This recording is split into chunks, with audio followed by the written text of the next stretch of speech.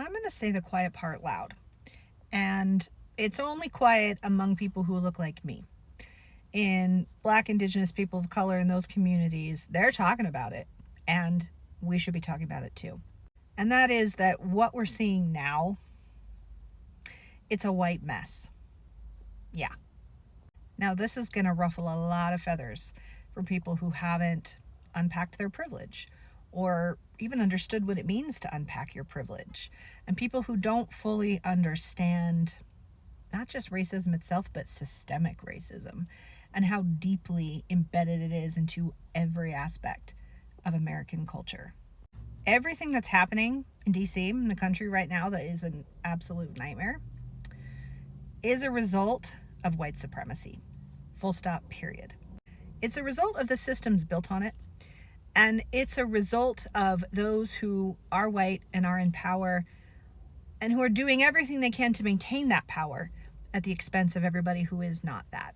So when we talk about systems that are crumbling and that need to crumble, we have to understand that the system isn't just, the way our government is structured or the Republicans versus Democrats. It is the systemic racism, the systemic prejudice that, like I said, it's in every facet of American life.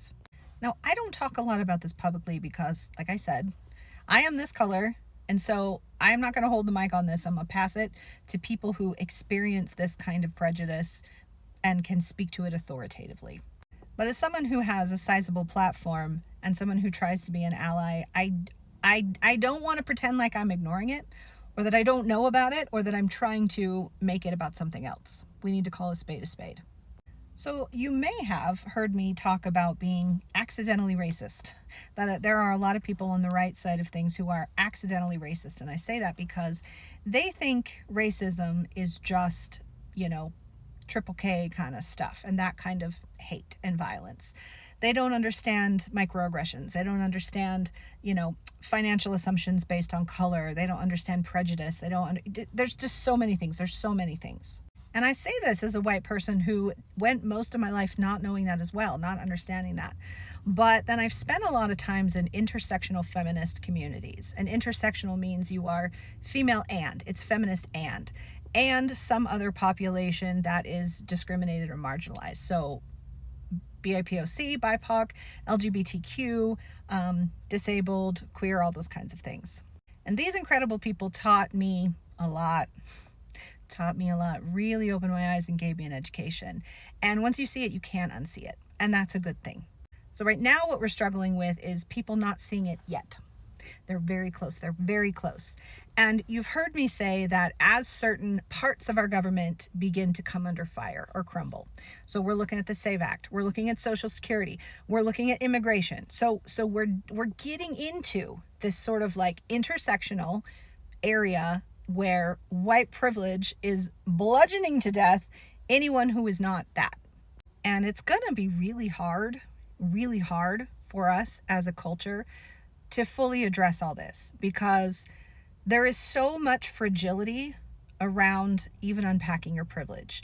And I get that as a healer, as someone who understands the shadow. I understand why this is, because I think people would readily look within themselves and say, well, I don't hate because of skin color, so I'm not racist. People are willing to do that level. They're willing to do that level of deconstruction.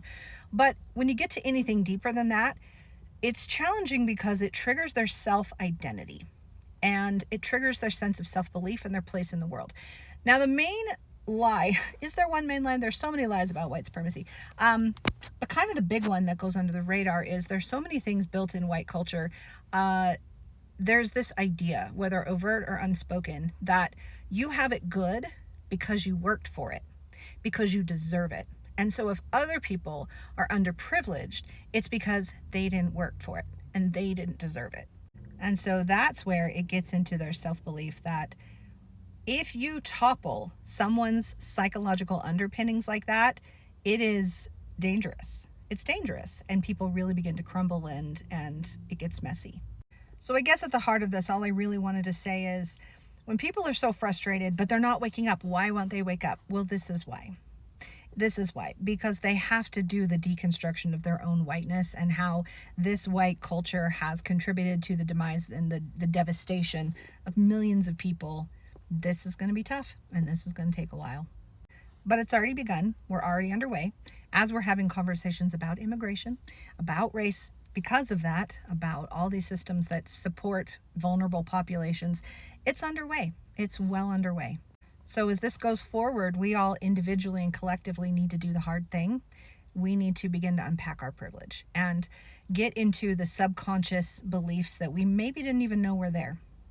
Where did we silently agree that it was okay to let certain populations suffer? Where did we separate ourselves from those populations? Where have we been unconscious to the fact that we've let it happen?